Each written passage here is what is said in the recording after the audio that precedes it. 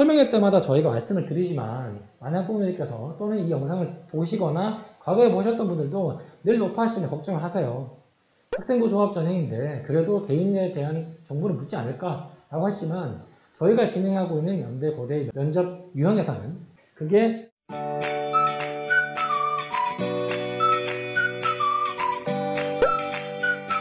다시 한번 강조해야 될 전형별 문항 분석이나 면접 유형에 대한 특징들을 우리가 연대 그리고 고대를 중심으로 다시 한번 설명을 드리겠습니다. 이제 두 번째로 보겠습니다. 전형별 면접 유형. 워낙 많이 말씀을 드려서 이제 많은 학부모님들께서 자세하게 또는 명확하게 기억하고 계실 텐데요. 자, 먼저 연대의 경우에는 1단계 서류에서 먼저 뽑고 그리고 2단계에서 면접이 40%나 해당이 된다.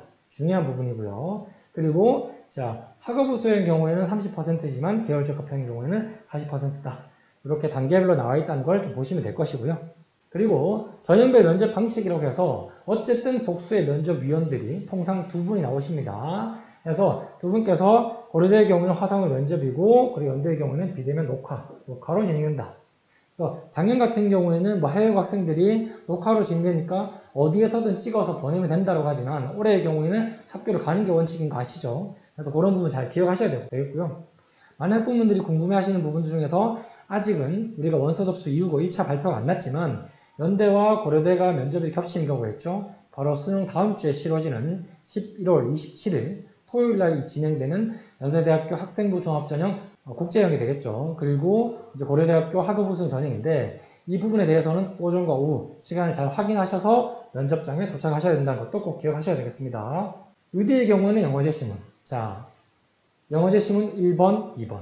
1번에는 3개 혹은 4개 패러그래프에 맞춰서 문제가 자, 하나의 단락형의 센턴스로 나와 있지만 세부적으로는 2개 혹은 3개의 문항이 들어있다고 판단하시면 되고요. 그리고 하스의 경우에는 영어 지문 2개, 그리고 한국어 지문 1개, 그림 혹은 지표. 과거에는 만화 형식, 뭐 이런 식으로 보시면 되겠고요. 그리고 결국에 이것들은 제시문 플러스 지표 또는 제시문 형태로 나올 수가 있다. 보시면 되겠고요. 그래서 이 유형에 대한 우리가 뭐 비중이 크다. 시사성이 있는 문제, UD는 시사성이 있는 문제가 절대 나오지 않는다고 말씀을 드렸죠. 그리고 하스의 경우에는 한국어 지문 중 일부 혹은 지표 중에서 최근 자료들, 예를 들어서 출산율이나 빈부격차나 또는 우리가 갖고 있는 여러 가지 사회 갈등에 대한 유형들이 지표가 나올 수 있다. 또는 만평이나 신문에 나오는 또는 4컷짜리 만화가 등장할 수도 있다는 것도 기억하실 필요가 있습니다. 그리고 학업우 수의 경우에는 나오지 않는다. 계열적 합평은 그럴 가능성이 충분히 있다. 이렇게 시험 문제 유형들을 좀 보시면 되겠고요. 그리고 마지막으로 지원자 개인에 대한 정보를 묻느냐. 설명회 때마다 저희가 말씀을 드리지만 많은 학부모님께서 또는 이 영상을 보시거나 과거에 보셨던 분들도 늘 높아하시는 걱정을 하세요. 학생부 종합 전형인데 그래도 개인에 대한 정보를 묻지 않을까라고 하시지만 저희가 진행하고 있는 연대 고대 면접 유형에서는 면접이 진행되는 유형에서는 그게 UD가 됐든 하스가 됐든 개인 질문이 없습니다. 자, 그리고 고려대학교 경우에는 지원 전공과 관련하여 자, 여기서만 묻겠다는 거죠. 그래서 쉽게 생각해서 연대는 그 전형이 UD가 됐든 학생부 종합전형 국제형이 됐든 국제형으로 하스를 지원하시거나 동아시아학부를 지원하시거나 또는 IS를 지원하시거나 뭐가 됐든지 간에 개인 신상에 대한 질문을 하지 않는다 라고 명확하게 기억하시면 되겠고요. 그리고 고려대학교 학생부 종합전형의 경우에는 이미 문항 속에 자, 3번 내지 4번 문항에 지원 전공 혹은 계열과 관련하여 라는 문항을 통해서 학생들에게 자, 너가 이 질문을 풀고 나가는데 너의 전공과의 관련성에 대해서 얼마나 파악하고 있냐 이런 것들을 깔고 있다는 거니까 문항 속에 나와 있고 문항조차도 없다 라고 구분하고 기본적으로는 개인 신상에 대한 질문을 하지 않는다. 이렇게 기억을 하시면 되겠습니다. 자, 그리고 다음 보시겠습니다. 이제 뭐 세부적인 문항에 대한 설명들인데요. 지금 보면 최근에 이제 기출 분석을 통해서 학원들이 어떻게 수업을 진행하겠다 또는 어떻게 기출이 나왔다라고 분석하고 있는 영상들도 많이 올라오는데요. 저희 같은 경우는 기출 문제가 어떻다라는 내용들을 사실 설명드리기가 뭐랄까 시간 낭비의 가능성이 좀 크다고 보여집니다. 지금 중요한 건 뭐죠? 기출은 누가 봐도 이미 다 볼 수 있는 자료예요. 그래서 과거 UD의 시험 문제들은 자, 제가 말씀드렸던 것처럼 하나 혹은 2개의 단락에 하나의 문장으로 되어 있지만 나눠져 있죠. 자, 근거를 제공하라거나 주어진 정보를 하면서 뭐를 하라. 그래서 통으로 된 센텐스지만 파라그래프지만 거기 안에 세부적으로 2개 혹은 3개의 문항으로 나눠져 있다. 그러니까 UD의 경우에는 제시문을 잘 파악하는 것도 중요하지만 하단에 있는 문제를 잘 읽고 분석하는 것도 상당히 중요하다고 보여지고요. 그리고 두 번째 경우에도 지문의 길이가 다른 형태로 나오면서 여기는 아예 문항을 구분시켜 놨죠. 그래서 이런 부분들을 꼼꼼히 파악하실 필요가 있다.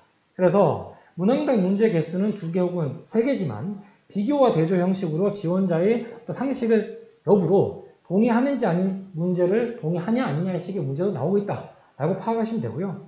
자, 이제 학생부 전형적 국제형입니다. 장애기출 문제의 경우에는 적어도 말씀드렸던 것처럼 영어 지문이 하나 혹은 2개, 그리고 한국어 지문과 그림. 자, 그림만 나오는 경우도 있고 지표가 나오는 것도 있고 그 지표 속성이 한국어 지표일 수도 있고 영어 지표일 수도 있습니다. 그래서 이 지표의 경우에는 여러 가지 유형들로 판단을 하셔야 되고요.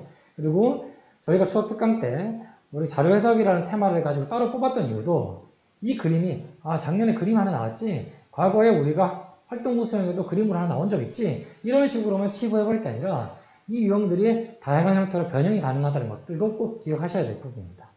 그리고 구체적인 문항에 관해서는 작년에 2개의 문항 각각 50%의 비중으로 2개의 문항을 줬고요. 그리고 이것만을 통해서 제시문의 유형들이 다르기 때문에 학생들이 놓칠까봐 문항이 어려울 수 있기 때문에 실제로 구체적인 키워드를 통한 가이드라인도 줬습니다. 자, 아래의 어떤 키워드, 단어들을 활용하여 이 말은 연대가 UD나 하스의 과거에 골고루 출제했던 형식입니다. 과거 UD와 하스가 같은 문항으로, 같은 내용으로, 같은 문항으로 시험을 진행했을 때는 영문으로 나와 있었어요. 영화, 드라마, 책, 지원자의 경험과 관련하여 이것들을 관련지어. 과거의 경험들, 영화나 드라마, 책 중에서 본인의 어떤 경험들을 녹여내서 문항에 답하라는 내용들이 있었어요. 그래서 이것들도 그런 맥락으로 좀 이해하시면 되고요. 문제별 배점이 분명히 나눠져 있다. 50% 나눠져 있다는 거고요. 그리고 주제어를 주고 있고 분석을 하라. 이런 식으로 준다는 거. 하스, 그리고 ISE, 그리고 동아시아학부를 지원하게 되는 작년과 같은 동일한 문항이 나온다고 한다면 이런 부분들로 출제될 수 있으니 꼭 기억하셔야 된다. 그리고 고려대학교의 경우에는 학업부 수행의 경우에는 작년 기출이 없고 그리고 저희가 누누이 말씀드리지만 그 이전 전형의 명칭, 고교추천 이 전형에서 나왔던 시험 유형과 비슷하기 때문에 저희가 우선은 계열 적합형의 문항만 뽑았는데요. 제시문은 가나 다라 4개 정도가 통상 나오고요. 3개에서 끝나는 경우도 있었습니다. 4개 나오고 보시다시피 시가 나오기도 하고 문학작품이 나오기도 하고 신문기사가 나오기도 하고 사설이 나오기도 합니다. 그래서 여러 유형이라고 보시면 되고요. 그리고 문항의 경우에는 4가지, 4번까지 있고 또 보시는 것처럼 지원 전공, 자, 지원 계열 혹은 전공 분야에서 어쩌고 저쩌고 이렇게 나온다는 거죠. 그래서 저희가 극단적으로는 축특강 진행하면서 제가 학생들에게 이런 말도 표현했었습니다. 고대의 경우에는 학업부 수행을 지원하든 계열 적합형을 지원하든 항상 제시문을 읽을 때부터 내가 무슨 과를 쓰는지 염두에 두고 읽으라고 얘기했었어요.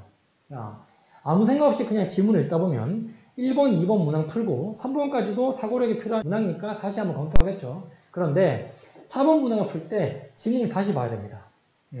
시간적인 여유가 있다면 모르겠지만 대다수의 학생들이 이 면접을 통해서 긴장하고 있고 특히나 수능 이전, 수능 바로 전주죠. 7월시는 계열 적합형의 경우에는 수많은 학생들이 긴장을 하고서 문제를 파악할 수밖에 없어요. 그리고 아시다시피 이 면접에서의 어떤 느낌, 내가 면접을 잘 보고 나왔다 아니냐에 대한 느낌이 다음 주 수능에서도 영향을 줄 수밖에 없다는 것이죠. 그래서 이 4번 문항을 다시 보기에는 아주 힘들어집니다. 그래서 처음부터 내가 무슨 과를 쓰는지에 대한 생각을 조금씩 하면서 또는 그 관련된 키워드 등장했다면 메모라도 해두시면서 문제를 파악하는 게 하나의 팁이라고 보여진다는 것들 꼭 기억하실 필요가 있겠습니다.